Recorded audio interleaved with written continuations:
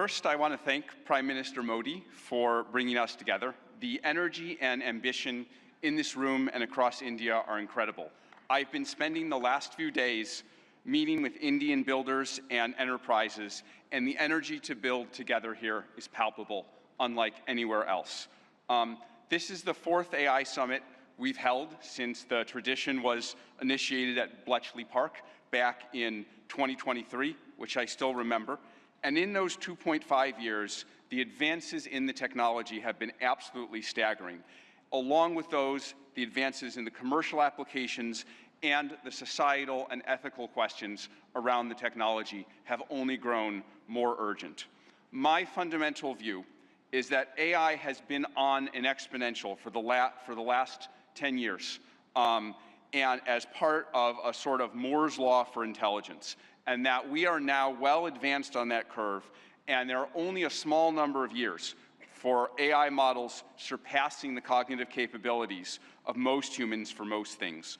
We're increasingly close to what I've called a country of geniuses in a data center, a set of AI agents that are more capable than most humans at most things and can coordinate at superhuman speed.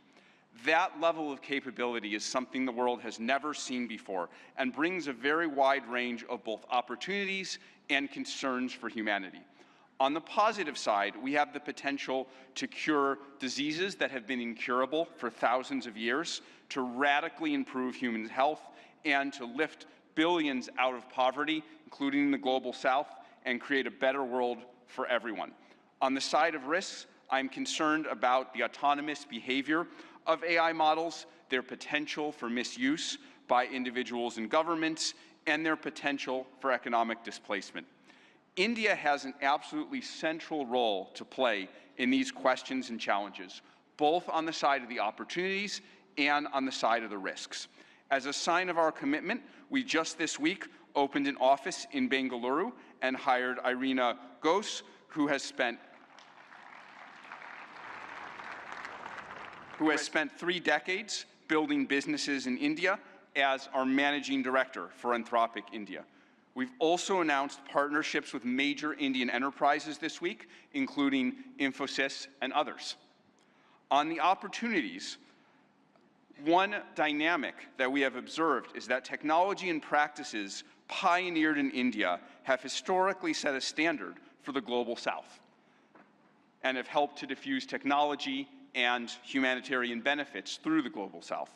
We're therefore we have been partnering with for several months, nonprofits such as the X-Step Foundation, Pratham, and Central Square Foundation to use our models to advance digital infrastructure, education, agricultural efficiency, and health, in the hopes of spreading AI's benefits across the global south, starting with India and diffusing out to the rest of the global south.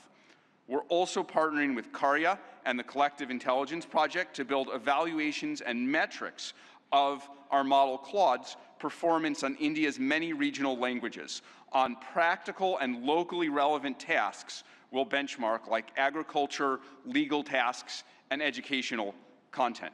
On the risks, India is the world's largest democracy and can be a partner and leader in addressing the global security and economic risks of the technology.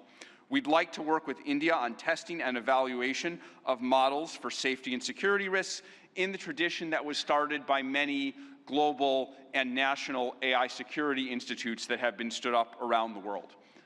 Even more, we see a particularly strong opportunity to work with India on studying the economic questions as part of the New Delhi Frontier AI Impact Commitments, which we're excited to join.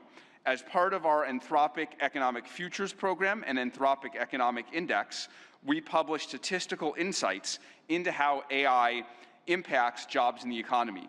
We're excited to increasingly share this information, exchange information with the Indian government to share insights and inform evidence-based policymaking, convene meetings with economists, labor leaders, and policymakers to adapt to the economic impacts of AI. We believe that AI will greatly grow the economic pie, including in India and the global south, but that because it is happening so fast, it may lead to a time of disruption. and we need to work together between companies and the government to better manage that time of disruption and bring better prosperity smoothly to all. I and Anthropic are very grateful to be part of all these efforts, and I'm honored to be here and working on these questions with all of you.